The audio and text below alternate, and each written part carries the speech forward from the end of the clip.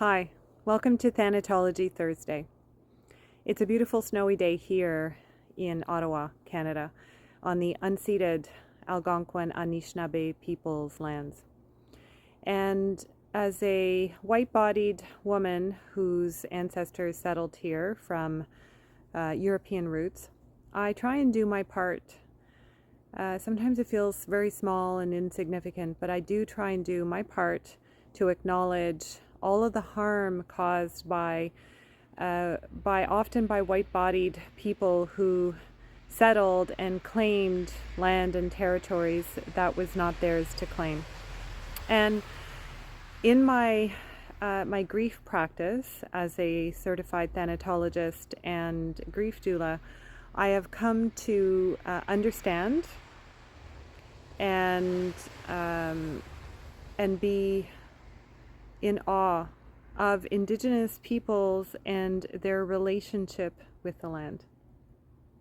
So, inspired by that and my own ongoing training, I want to share this practice. To me, it's a healing practice, and it helps us.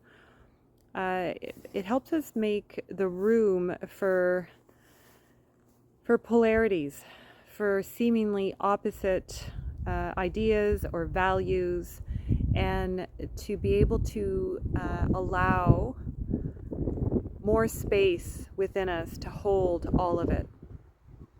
So this practice I call it's two-sided coin, and inspired by by Megan Sheldon's work from Be Ceremonial. She calls it two-sided coin, and I call it both sides now. And so what I invite you to do is grab a rock. And right now I'm in my beautiful garden at home. I come out here sometimes to record these conversations, but also sometimes just to put my feet in the soil and in my garden when the weather permits, but in the winter to shovel a path, and also to play with the kitty who wants to just go and explore her surroundings. So find a rock, and this rock for me is very special. It comes from my dad, my deceased father, and deceased sister's resting place, and my mom gifted this to me. So it's a beautiful rock, and then on one side, think about something that feels like very light, either an emotion or a state of being that feels light and spacious. Maybe it's an intention for what you want to bring more into your life. And write that word down on one side of the rock. And then switch hands and place the rock, that same rock, but on the other side where it's still blank. And maybe, take a couple of deep breaths and access something inside of you that feels heavier, that maybe feels unreconciled, that still needs some attention, some processing, some metabolizing. And when you're ready, whatever word comes to mind, or it could even be a color or an image, and then put that on the other side of the rock.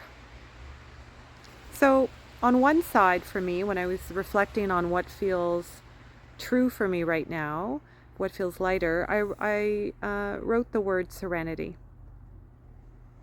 And then when I gave myself permission to access something that felt heavier, the word that arose was sorrow. We're approaching my sister's death anniversary. It'll be 24 years since she died on February 17th. And even though it's a month away, it feels really alive in me today. And so serenity and sorrow. And what I would invite you to do is, in one hand, allow the serenity to course through you. And as you continue breathing, maybe allow a color to emerge. For me, the color is a mixture of blue and purple. my sister's favorite color and mine swirling together. And then you would switch hands and allow your sorrow to course through you. And what is it that your sorrow is here to teach you? What still needs to be processed? Where am I feeling the sorrow in my body in this moment?